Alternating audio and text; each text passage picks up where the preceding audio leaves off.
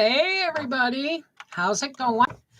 Welcome to, I just had a shower and I'm in my, well, I didn't just have a shower. I had a shower just before supper and I'm in my PJs. So I hope everybody's ready for chapter 27 of Little Women Live, and it's called Literary Lessons. Now, I don't know if this is going to be a problem. Oh, maybe. Well, that's just going to have to be as good as it's going to get. All right, without further ado, chapter 27 of Little Women Live. And I hope everybody has a good night's rest tonight. I'm really tired. I did some planting today. I've got editing to do, put groceries away, all kinds of stuff coming up on our half-acre homestead. And I'm going to try, I'm letting you know now, I am going to try. Commercials always gone on before you do, Bev. That's okay. I'm going to try and start doing this on, we've got less than half a book left. I'm going to start trying to do this on Sunday nights as well, just so that we have, that we can get through this before it gets too hot to sit in here much. All righty. Chapter 27, Literary Lessons. Fortune suddenly smiled upon Jo and dropped a good luck penny in her path. Not a golden penny exactly, but I doubt if $500,000 would have given her more real happiness than did that little sum that came to her in this wise. Every few weeks she would shut...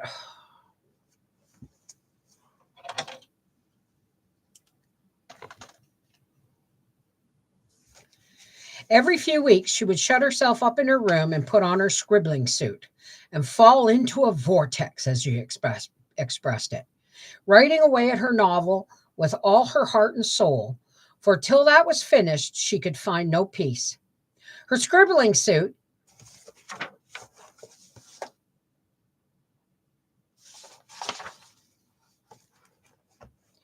consisted of a black woolen pinafore on which she could wipe her pen at will, and a cap of the same material, adorned with a cheerful red bow, into which she bundled her hair when the decks were cleared for action.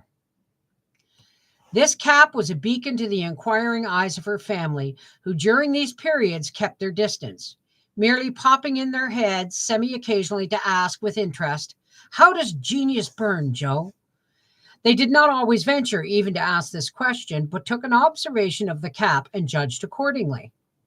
If this expressive article of dress was drawn low upon the forehead, it was a sign that hard work was going on in exciting moments. Hard work was going on, In exciting moments, it was pushed rakishly askew, and when in despair seized the author, it was plucked wholly off and cast upon the floor. At such times, the intruder silently withdrew, and not until the red bow was seen gaily erect upon the gifted brow did anyone ever dare address Jo.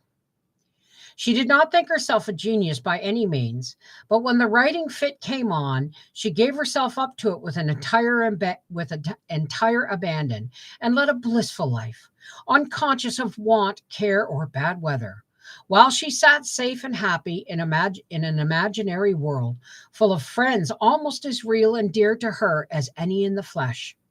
Sleep forsook her eyes, meals stood untasted, day and night were all too short to enjoy the happiness which blessed her only at such times, and made these hours worth living, even if they bore no other fruit. Geez, I wish I had time just to sit and write without interruption. The things I probably could write. The divine afflatus usually lasted a week or two, and then when she emerged from her vortex, hungry, sleepy, cross, or despondent. She was just recovering from one of those attacks when she was prevailed upon to escort Miss Crocker to a lecture, and in return for her virtue was rewarded with a new idea. It was a people's course, the lecture on the pyramids, and Jo rather wondered at the choice of such a subject for such an audience, but took it for granted that some great social evil would be remedied or some great want supplied by unfolding the glories of the pharaohs to an audience whose thoughts were busy with the price of coal and flour, and whose lives were spent in trying to solve harder riddles than that of the Sphinx. They were early, and while Miss Crocker set the heel of her stocking, Jo amused herself by examining the faces of the people who occupied the seat with them. On her left were two matrons with massive foreheads and bonnets to match, discussing women's rights and making tatting. Excuse me. Behind sat a pair of humble lovers, artlessly holding each other by the hand, a somber spinster eating peppermints out of a paper bag, and an old gentleman taking his preparatory nap behind a yellow bandana. On her right, her only neighbor was a studious-looking lad absorbed in a newspaper. It was a pictorial sheet, and Jo examined the work of art nearest her, idly wondering what unfortuitous concentration of circumstances needed the melodramatic illustration of an Indian in full war costume tumbling over a precipice with a wolf at his throat, while two infuriated young gentlemen with naturally small feet and big eyes were stabbing each other close by, and a disheveled female was flying away in the background with her mouth wide open. Pausing to turn a page, the lad saw her looking, and with a boyish good nature offered half his page, saying bluntly, "Want to read it? It's a first-rate story." Jo accepted it with a smile, for she had never outgrown her liking for lads, and soon found herself involved in the usual labyrinth of love, mystery, and murder. For the story belonged to that class of light literature in which the passions have a holiday, and when the author's invention fails, a grand catastrophe clears the stage of one half of the dramatis personae, leaving the other half to exult over their downfall. "Prime, isn't it?" asked the boy, as her eye went down the last paragraph of her portion. "I think you and I could do as well if we tried," returned Jo, amused at his admiration for the trash. "I should think it was a pretty lucky chap if I could. She makes a good living out of such stories, they say," and he pointed to the name of Mrs. Slang, Slang Northberry, under the title of the tale. "Do you know her?" asked Jo with sudden interest. "No, but I read all her pieces, and I know a fellow who works in the office where this paper is printed." "Do you say she makes a good living out of stories like this?" And Jo looked more respectfully at the agitated group and thickly sprinkled exclamation points that adorned the page. "Guess what she does? She knows just what folks Guess she does. Sorry. She knows just what folks like and gets paid well for writing it." Here the lecture began, but Jo heard very little of it, for while Professor Sands was prosing away about Bellinzone, Cheops, Scarabaei, and hieroglyphics, she was covertly taking down the address of the paper and boldly resolving to try for the $100 prize offered in its columns for a sensational story. By the time the lecture ended and the audience awoke, she had built up a splendid fortune for herself, not the first founded upon paper, and was already deep in concoction of her story, being unable to decide whether the duel should come before the elopement or after the murder. She said nothing of her plan at home, but fell to work the next day, much to the disquiet of her mother, who always looked a little anxious when genius took to burning. Jo had never tried this style before, contenting herself with mild romances for the Spread Eagle. Her theatrical experience and miscellaneous reading were of service now, for they gave her some idea of dramatic effect and supplied plot, language, and costumes.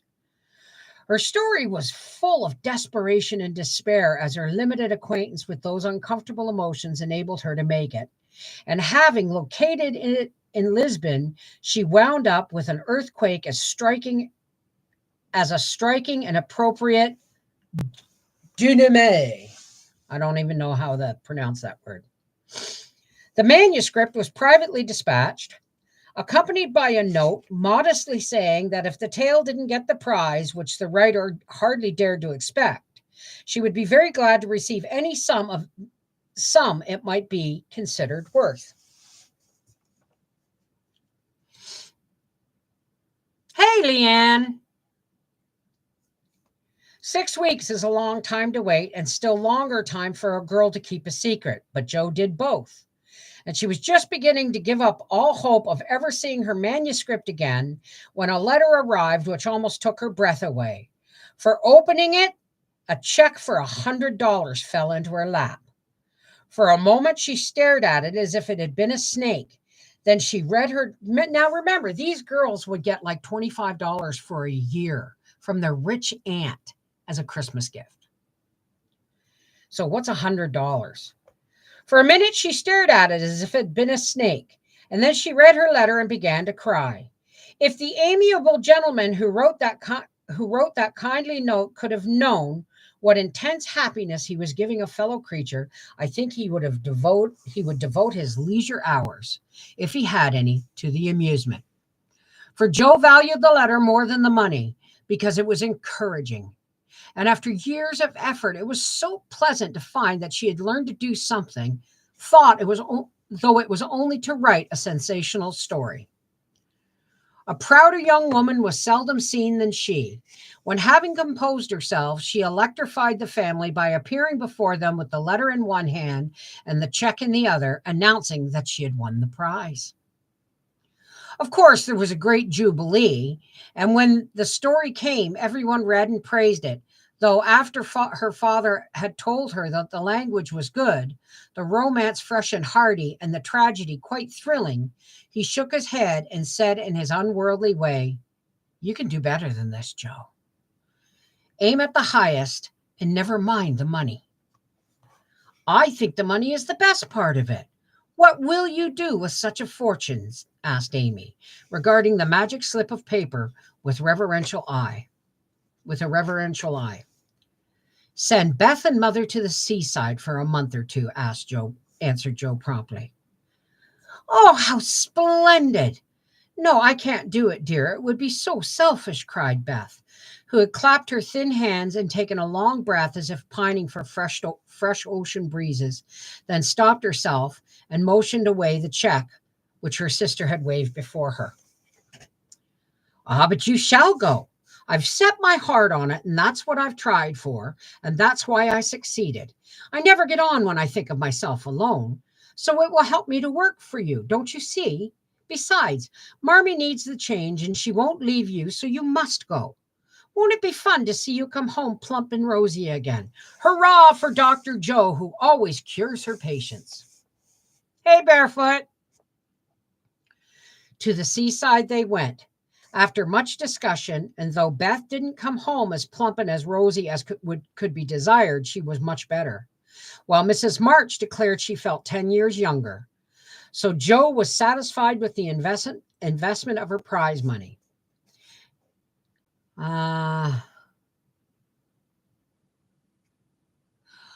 If $100 could send two people to the seaside for a month or two, that just tells you how much it was worth back then. Okay, so Jo was satisfied with the investment of her prize money and fell to work with a cheery spirit, bent on earning more of those delightful checks. She did earn several that year and began to feel herself a power in the house. For by the magic of her pen, her rubbish turned into comforts for them all. The Duke's daughter paid the butcher's bill. A phantom hand put down a new carpet, and the curse of the Coventrys proved the blessing of the Marches in a way of groceries and gowns. Wealth is certainly a most desirable thing, but poverty has its sunny side. And one of those sweet uses of adversity is the genuine satisfaction which comes from hardy work of head or hand. And to the inspiration of necessity, we owe half the wise, beautiful, and useful blessings of the world. So Jo enjoyed a taste of this satisfaction and ceased to envy richer girls, taking great comfort in the knowledge that she could supply her own wants and need ask no one for a penny. I'm almost there, guys. I just got to take a sip. Little notice was taken of her stories, but they found a market, and encouraged by this fact, she resolved to make a bold stroke for fame and fortune. Having copied her novel for the fourth time, read it to all her confidential friends, and submitted it with fear and trembling to three publishers, she at last disposed of it on condition that she would cut it down to one third and omit all the parts which she particularly admired. Now I must either bundle it back into my tin kitchen to mold, pay for printing it myself, or chop it up to suit purchasers and get what I can for it. Fame is a very good thing to have in house, but cash is more convenient. So I wish to take the sense of the meeting on this important subject, said Joe, calling a family council. Don't spoil your book, my girl, for there's more in it than you know, and the idea is well worked out. Let it wait and ripen, was her father's advice. And he practiced as he preached, having waited patiently 30 years for fruit of his own to ripen, and being in no haste to gather it even now when it was sweet and mellow. It seems to me that Joe will profit more by making the trial than by waiting, said Mrs. March. Criticism is the best test of such work, for it will show her both unsuspected merits and faults, and help her to do the better next time. We are too partial, but the praise and blame of outsiders will prove useful even if she gets but little money. Yes, said Joe, knitting her brows. That's just it. I've been fussing over the thing so long, I really don't know whether it's good, bad, or indifferent. It will be a great help to have a cool, impartial person take a look at it and tell me what they think of it. I wouldn't leave out a word of it. You'll spoil it if you do, for the interest of the story is more in the minds than in the actions of the people, and it will be all a muddle if you don't explain as you go on, said Meg, who firmly believed that this book was the most remarkable novel ever written. But Mr. Allen says, leave out the explanations, make it brief and dramatic, and let the characters tell the story, interrupted Joe, turning to the publisher's note. Do as he tells you. He knows what will sell and we don't. Make a good popular book and get as much money as you can. By and by, when you've got a name, you can afford to digress and have a philosophical and metaphysical people in your novels, said Amy, who took a strictly practical view of the subject. And that would be mine. That would be my view, would be, do what pays, make a name for yourself. And then when the time comes that, that you have the luxury to sit down and write something just because you want to write it and because you love the idea, not for anybody else but yourself, right? Well, said Joe, laughing, if my people are philosophical and metaphysical, it isn't my fault, for I know nothing about such things except what I hear Father say sometimes. If I've got some of his wise ideas jumbled up with my romance, so much the better for me. Now, Beth, what do you say? I should like to see it printed soon, was all Beth said, and smiled in saying it, but there was an unconscious emphasis on the last word, and a wistful look in the eyes that never lost their childlike candor, which chilled Joe's heart for a minute, with a foreboding fear, and decided to make her little venture soon. So with Spartan firmness, the young authoress laid her firstborn on the table and chopped it up ruthlessly as an ogre. In hope of pleasing everyone, she took everyone's advice, and like an old man and his donkey in the fable, suited nobody. Her father liked the metaphysical streak which had unconsciously got into it, so that it was allowed to remain, though she had her doubts about it. Her mother thought that there was a trifle too much description. Out therefore it nearly all came, and with many necessary links in the story. Meg admired the tragedy, so Joe piled up the agony to suit her, while Amy objected to the fun, and with the best intentions in life, Joe quenched the sprightly scenes which relieved the somber character of the story. Then, to complete the ruin, she cut down 1/3 and confidingly sent the poor little romance, like a picked robin, out into the big busy world to try its fate. Well, it was printed and she got $300 for it. Likewise, plenty of praise and blame, both so much greater than she expected that she was thrown into a state of bewilderment from which it took her some time to recover. You said, Mother, that criticism would help me, but how can it when it's so contradictory that I don't know whether I've written a promising book or broken all 10 commandments, cried Jo, turning over a heap of notices, the perusal of which her pride and joy 1 minute, wrath and desire, dismay the next. This man says an exquisite book full of truth, beauty, and earnestness, all is sweet, pure, and healthy, continued the perplexed authoress. The next, the theory of the book is bad, full of morbid fancy, spiritualistic ideas, and unnatural characters. Now, as I had no theory of any kind, don't believe in spiritualism, and copied my characters from life, I don't see how this critic can be right. Another says it's one of the best American novels which has appeared for years. I know better than that. And the next asserts that though it is original and written with great force and feeling, it is a dangerous book. 'Tisn't. Some make fun of it. Some overpraise. Nearly all insist that I had too deep theory to expound, and I only wrote it for the pleasure and the money. I wish I'd printed it whole or not at all, for I do hate to be so misjudged. Her family and friends administered comfort and commendation liberally. Yet it was a hard time for sensitive, high-spirited Jo, who meant so well and had apparently done so ill. But it did her good, for those whose opinion had real value gave her the criticism in which is in an author's best education. When the first soreness was over, she could laugh at her poor little book, yet believe in it still and feel herself the wiser and stronger for the buffeting she had received. Not being a genius like Keats, it won't kill me, she said stoutly.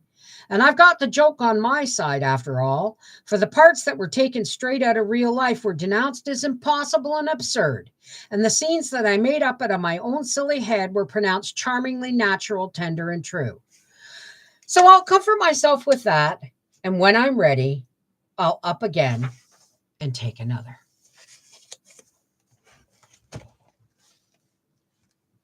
So what did Jo learn? Jo learned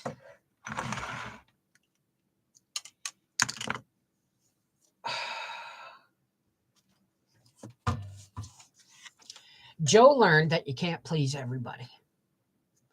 And that when you work and labor so hard on something, not everyone's going to like it and not everyone's going to get it.